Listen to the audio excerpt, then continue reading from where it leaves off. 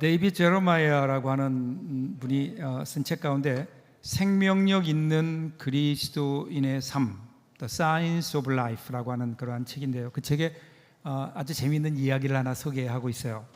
어느 날 아기 낙타가 이렇게 엄마 낙타에게 물어요.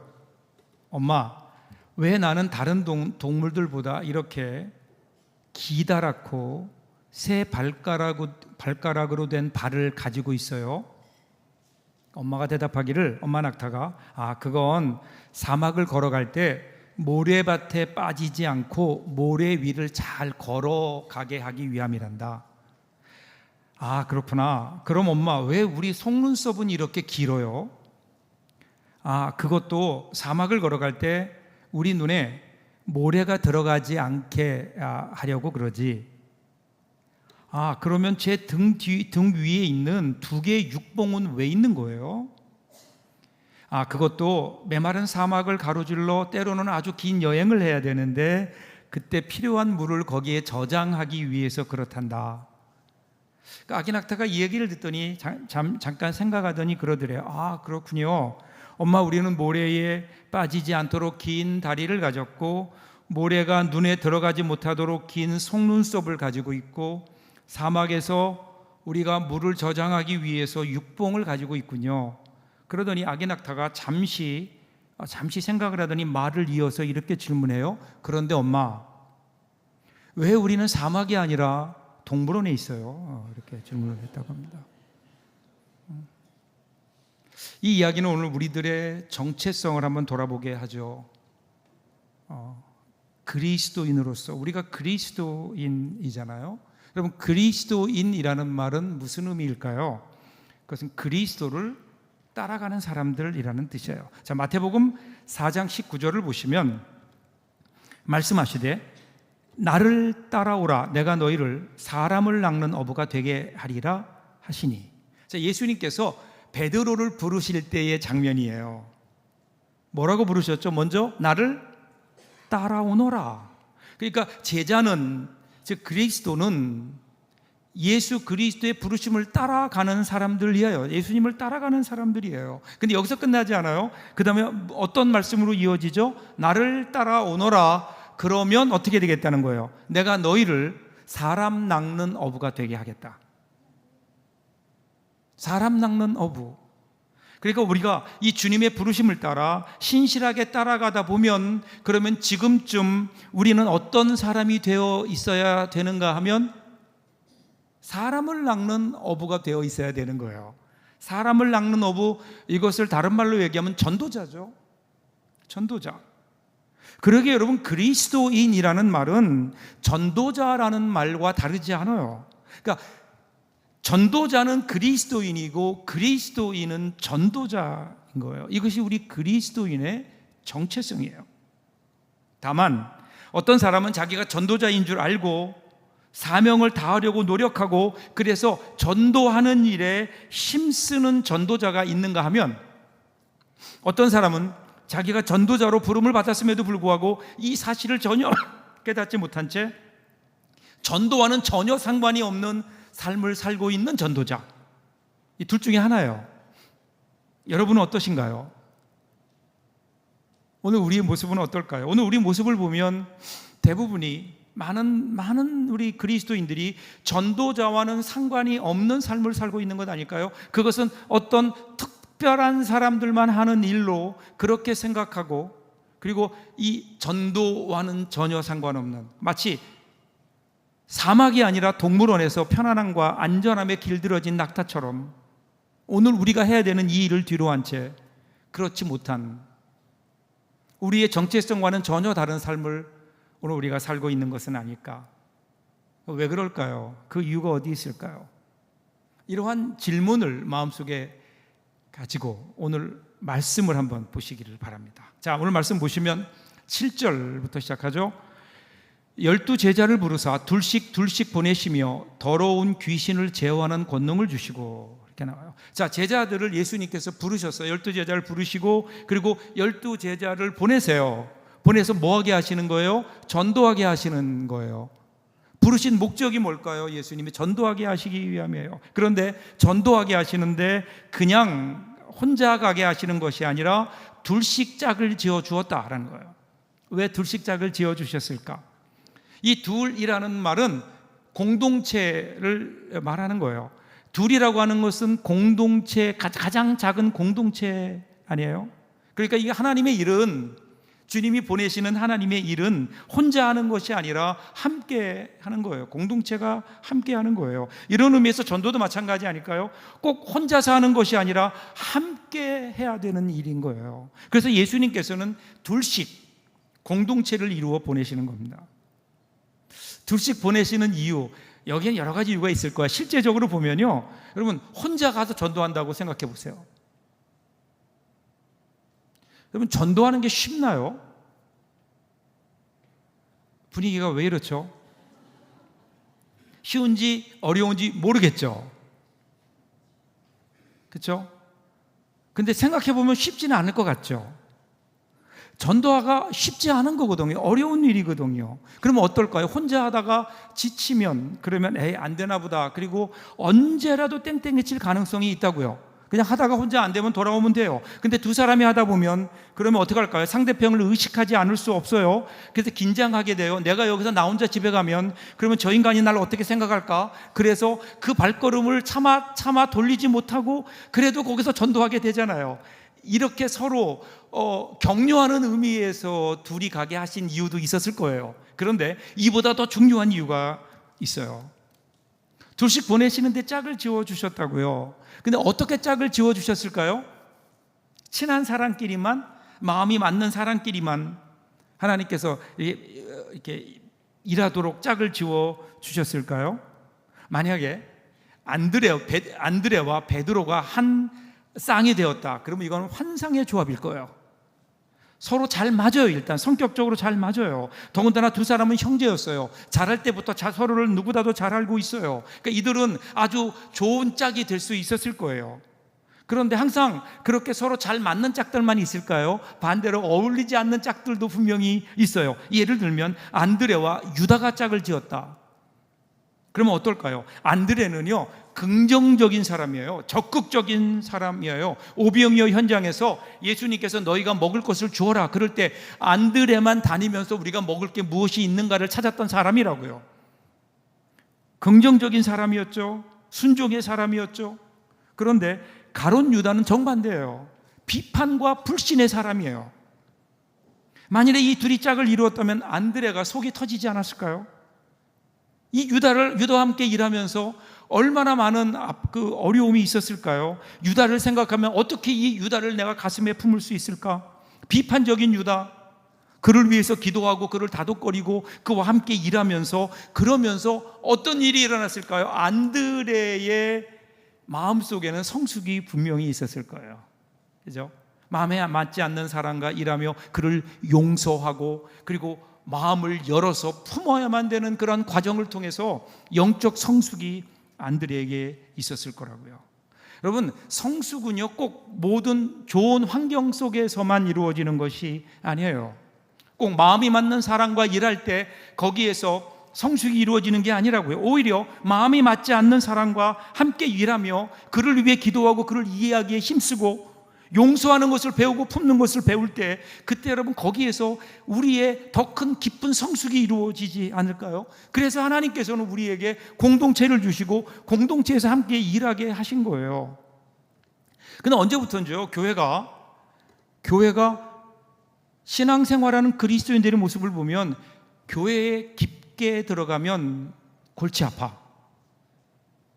교회하고는 적당한 거리를 두어야 돼. 많은 사람들의 이 생각에 지배당하고 있어요. 그래서 교회 나오는데 등록도 하지 않아요. 그리고 축도가 끝나면 바람과 함께 사라지는. 그런데 여러분, 이렇게 신앙생활하면 그럼 우리가 절대로 교회 나오면서 경험할 수 없는 두 가지가 있어요. 하나는 주님에 의해서 절대로 쓰임받을 수 없다는 거예요. 효율적으로 공동체 안에서 하나님의 일에 참여하지 못하니까 하나님께 쓰임받을 수 없다, 첫째. 또 하나는 사람들과 공동체 속에서 어울리면서 인간관계에 어떤 다이나믹이 없어요. 그 가운데 내 상처가 치료되고 서로 위로하고 서로 용서해주고 서로 함께 품어가는 영적 성숙이 일어나지 않아요. 한국 교회는 이런 성숙이 없는 이유, 혹시 우리가 이 공동체를 잃어버렸기 때문이 아닐까요? 여기에 우리 주님의 관심이 있는 걸 본문도 보세요. 여러분, 예수님께서 제자들을 둘씩 보내시면서 예수님의 관심이 어디 있는 것 같아요? 너희들이 나가서 한 명당 100명씩은 전도해 와야 된다 이러지 않으셨다고요. 몇 명을 전도해 올 것인가, 여기에 주님은 관심 갖지 않으셨어요. 주님의 관심은 여전히 전도하는 제자들에게 있었다고요. 이게 예수님의 관심이에요. 여러분, 근데 한국 교회는요, 언제부터인지 이 전도를 오해하고 있어요. 이 전도를 교회 성장의 도구로 오해하고 있다고요. 그래서 교회 성장을 위해서 전도해야 된다? 여러분, 그러면 우리 교회가 사람들이 많이 나와서 더 이상 사람들이 앉을 자리가 없다? 그러면 이제 전도는 그만해도 되는 거예요? 아니잖아요. 여러분, 전도는 교회 성장을 위한 도구가 절대로 아니에요. 이것은 하나님께서 우리에게 명령하신 명령, 지상 명령이고, 우리는 전도하면서 그리스도인이 되는 거예요. 전도하는 것, 이것이 우리가 예수님의 뒤를 따라가는 그리스도인으로 살아가는 모습, 우리가 말씀을 보고 우리가 기도하는 것처럼 전도하는 이 일이 그리스도인의 당연한 모습, 정체성이라는 거예요. 그래서 하나님께서는 이를 위해서 우리에게 전도하라, 그리고 둘씩 짝을 지어주시면 예수님께서 보내셨듯이 오늘 공동체를 통해서 우리 주님이 우리에게 그것을 기대하시는 거예요. 이 우리 교회가 9월 13일에 맞춤 전도를 해요. 3050 남성들을 위한 맞춤 전도를 준비하고 있어요. 왜 할까요? 이 일을 왜 할까요? 우리 교회 성장을 위해서 할까요? 아직도 빈자리가 많으니까 그 빈자리를 채우려고요? 아니에요. 여러분, 분명히 기억하세요.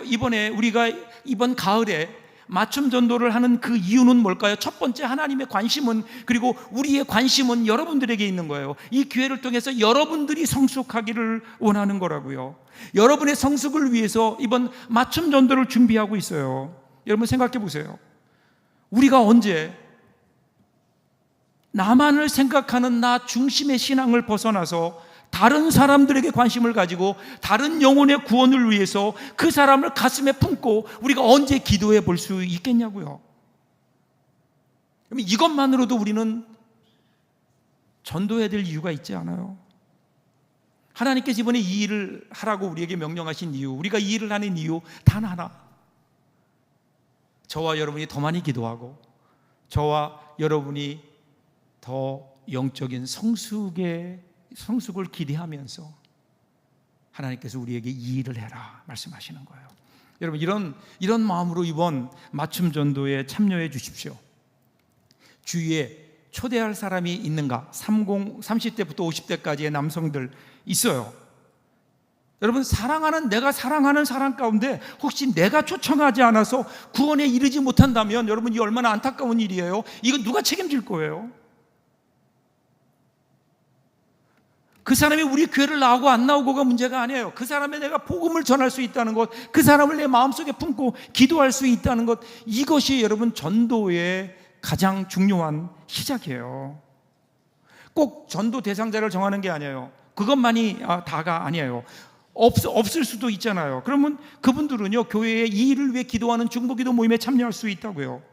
준비위원으로 참여하실 수 있어요.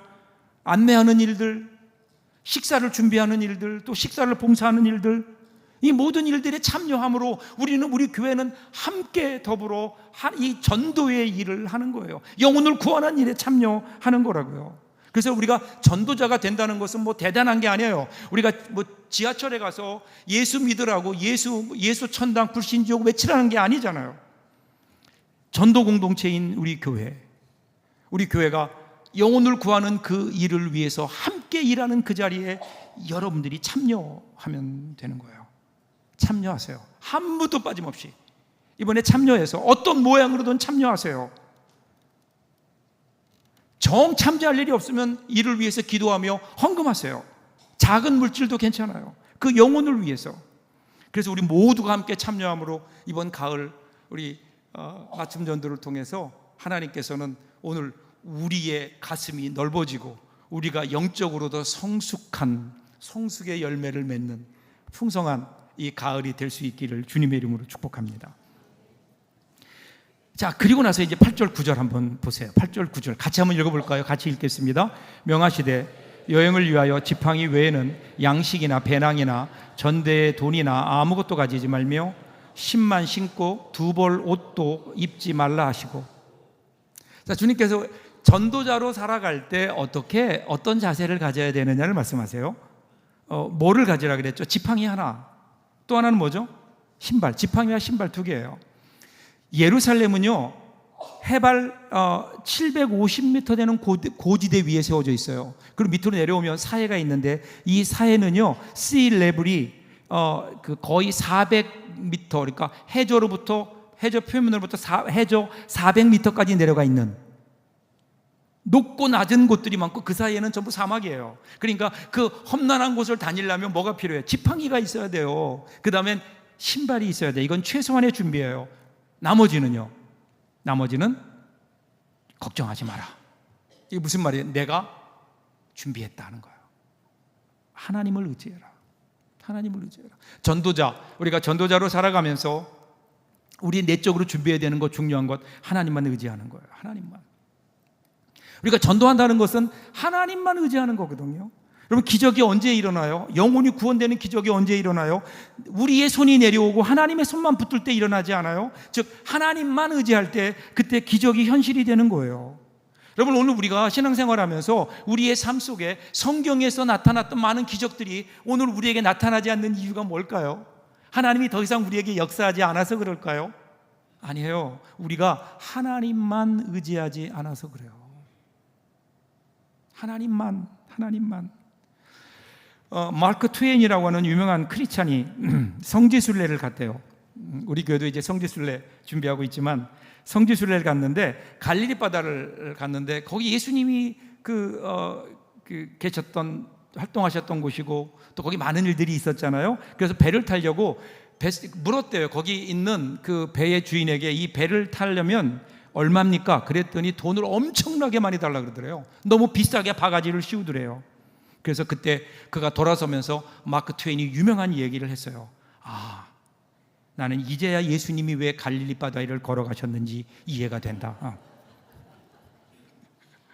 여러분, 이게 방법이 없으면 의지하게 되는 거라고요. 방법이 없으면 의지할 수밖에 없잖아요. 길이 없으면 주님을 의지할 수밖에 없잖아요. 우리 주님이 정말 돈이 없으셔서 바다 위를 걸어가신 건 아니지만, 근데 많은 사람들이 전도에 대해 부담감을 가져요. 그래서 뭐라고 얘기해요? 전도하자 그러면 내가 말을 잘 못해서요, 나는 사람들 앞에 서기만 하면 얼굴이 빨개져요, 아직은 내 신앙이 부족해서요, 나 같은 사람은 예수 믿으라고 하면 그게 곧 하나님에 대한 하나님의 영광을 가로막는 거예요. 아주 알긴 잘하는데, 그런데 그 마음속에는 자신이 없는 거예요. 왜 그럴까요? 이건 내가 하는 거라고 생각하니까 그래요. 성경은 우리에게 그렇게 얘기하지 않죠. 이렇게 말씀하세요. 고린도전서 3장 6절부터 7절 보세요. 나는 심었고 아볼로는 물을 주었으되 오직 하나님께서 자라나게 하셨으니 그런즉 심는 이나 물 주는 이는 아무것도 아니로되 오직 자라게 하시는 이는 하나님 뿐이시니라. 전도의 열매는 우리가 만들어내는 게 아니에요. 하나님이 하시는 일이라고요. 우리가 하는 일은 뭐예요? 순종하는 거예요. 하나님 말씀에 순종해서 순종의 발걸음만 내딛으면 돼요. 말씀을 전하고 사랑을 실천하고 그리스도의 향기를 드러내는 삶을 살면 그것을 통해서 하나님께서 그 사람의 마음을 여세요. 그리고 하나님의 자녀가 되게 하시는 거예요. 여러분, 우리가 올해가 가기 전에 내가 그리스도인이라면 그래도 우리가 한 명에게는 좀 복음을 전해봐야 되지 않을까요? 하나님이 주신 기회예요. 나의 일이 아니에요. 하나님께서 명령하신 일이에요. 내 능력으로 하는 거 아니에요. 내가 말씀에 순종해 나가면 그 다음 일은 누가 하세요? 하나님이 해 가신다고요. 오늘 그 귀한 복음의 결단이 저와 여러분들에게 있기를 주님의 이름으로 축복합니다. 그리고 하나 더 보세요. 10절입니다. 10절 같이 한번 읽을까요? 또 이르시되 네 집에 들어가거든 그곳을 떠나기까지 거기 유하라. 무슨 말씀인가 하면요, 이 전도했어요. 어떤 집에 갔더니 수고하십니다. 들어오셔서 목이라도 죽이고 가세요. 얼마나 힘드세요. 이런 환영을 받을 수도 있다는 거예요. 자, 우리가 전도하다가 우리가 인정받고 환영받으면 얼마나 우리가 힘이 나겠어요? 그래서 때때로 하나님께서는 전도자들을 격려하시기 위해서 하나님께서 이런 은혜를 준비하기도 하세요. 그런데 매번 그럴까요? 아니에요. 대부분의 경우는요, 전혀 기대하지 않았던 냉담과 거절과 핍박이 있을 수 있어요. 여러분, 이번에 우리 상공공공 맞춤 전도가 있죠. 이때 여러분 가만히 주위를 돌아보니까 우리 남편 혹은 뭐 동생, 뭐 주위에 있는 사람들에게 이번에 우리 교회에 맞춤 전도가 있으니까 와보라고, 이번에 좋은 기회가 있다고 와보라고. 그러면 뭐라 그럴까요? 그 사람들이, 그래 여보, 사실은 나도 당신이 그 얘기 해주기만 기다렸어. 나도 그 교회 너무너무 가보고 싶었어. 이러는 사람이 있을까요? 아닐 확률이 훨씬 클걸요. 그렇게 쓰면 좋겠는데. 그 다음 절 보세요. 11절 같이 읽어요. 어느 곳에서든지 너희를 영접하지 아니하고 너희 말을 듣지도 아니하거든. 거기서 나갈 때에 발 아래 먼지를 떨어버려 그들에게 증거를 삼으라 하시니. 다들 말을 듣지 않아요. 오히려 거부해요. 그럴 때 어떻게 하라고요? 발 아래 먼지를 떨어버리라 그랬어요. 이게 무슨 말일까요? 내 말 듣지 않으니까 너희들은 저주받아라, 이런 의미가 아니에요. 그 이후의 판단은 누구에게 맡겨요? 하나님께 맡겨라. 하나님께 맡겨라. 우리가 해야 될 일이 아닌 거예요. 우리가 해야 될 일은 어디까지예요? 전하는 것까지. 전하는 것까지. 그 전도는 꼭 우리 교회를 데려와야 되는 것 아니라고요. 많은 분들이 이번에 우리 맞춤 전도할 때 전도 대상자를 정합시다. 누구 없을까요? 그러면 무슨 얘기하는 줄 아세요? 우리 교회에 나올 사람이 없어요. 내 주위에는 우리 교회 나올 사람이 없어요. 여러분, 꼭 우리 교회 나오라고 언제 누가 그랬어요? 아니에요. 우리가 할 수 있는 일은 그 사람에게 이러한 기회가 있으니 한번 교회에 나오라는 것뿐이에요. 예수를 전하고 예수를 전할 수 있는 기회를 알려주는 것뿐이에요. 우리가 하는 것은 거기까지예요. 전하는 것뿐이에요. 그럼 그 다음은요, 하나님이 알아서 하시는 거예요. 여러분, 전도의 경험이 있는 그리스도인들에게 물었어요. 전도할 때 가장 어려운 점이 뭡니까? 왜 당신 전도하지 않습니까? 물어보면 생활이 바빠서, 자기가 신앙의 모범이 되지 못해서, 솔직한 사람들이에요. 구원의 확신이 없어서, 여러 가지 핑계들이, 이유들이 있어요. 그런데 여러분, 진짜 가장 큰 이유는 뭔지 아세요? 거절에 대한 두려움이에요. 거절에 대한 두려움. 거절당하면 어떡하지? 내가 복음을 전하면, 내가 교회 가자 그러면 틀림없이 저 사람 거절할 텐데, 여기에 눌려 있다고요. 섣불리 전도하려다가 괜히 관계까지 상하는 것 아닐까? 전도를 하려는 사람들은 이 두려움 가운데 있다고. 이 두려움의 그 출처는 어디일까요? 그것은 분명히 말씀은 아니에요. 우리의 연약함, 사탄이 우리에게 주는 두려움 아닐까요? 여러분, 전도는요, 전도의 두려움은 누구나 느끼는 감정이에요. 그럼에도 두려움이 있다고 해서 전도의 사명이 사라질 수는 없어요. 그러기에 우리가 전도의 자리에 설 때 중요한 것은 내가 말을 잘하는 능력이 아니에요. 하나님이 나와 함께 하신다고는 확신이에요. 이 일이 하나님의 일이라고 하는 고백인 거예요. 우리 주님은요, 전도를 선택할 수 있는 우리의 신앙 활동으로 말씀하지 않으셨어요. 제자의 삶의 본질이에요. 그리스도인의 본질이에요. 그러므로 너희는 가서 모든 족속으로 제자를 삼아 복음을 전하라는 거예요. 그리고 이러한 이 주님의 명령은 약속에 근거해요. 우리의 능력이 아니에요. 하나님의 약속에 근거해요. 내가 세상 끝날까지 너희와 항상 함께 있을 것이다. 이것이 주님의 약속 아니에요? 그러니까 전도의 두려움은요, 사라지는 게 아니에요. 주님과 함께 하신다는 믿음으로 극복되는 거예요. 내 힘으로 사람을 변화시키는 게 아니에요. 성령께서 역사하신다는 믿음이 우리를 담대하게 해요. 여러분, 두려움이 우리의 발목을 잡을 때, 우리가 전도하는 우리의 입술을 막을 때, 그때 우리는 이렇게 고백하며 기도해야 돼요. 주님, 제가 전하는 것이 아니라 주님이 전해 주십시오. 주님이 내 입술을 주장해 주십시오. 전도의 두려움을 넘어서는 것은요, 완벽한 말솜씨가 아니에요. 주님을 사랑하는 마음, 그리고 순종하는 발걸음이에요. 그 한 걸음이, 믿음의 한 걸음이 두려움 너머의 놀라운 구원의 역사를 보게 하실 겁니다. 그래서 우리의 발걸음이 복음을 전하는 아름다운 발걸음이 되고, 우리의 입술이 생명의 소식을 전하며 우리의 삶이 예수 그리스도의 향기를 풍기는 귀한 삶을 살 수 있다면, 여러분, 이번 가을에 우리는 그 어느 가을보다 풍성한 가을, 하나님의 은혜를 누리며 우리는 기뻐할 수 있지 않을까요? 오늘 이 일을 시작하는 우리 전도자들 될 수 있기를 주님의 이름으로 축복합니다. 기도하겠습니다.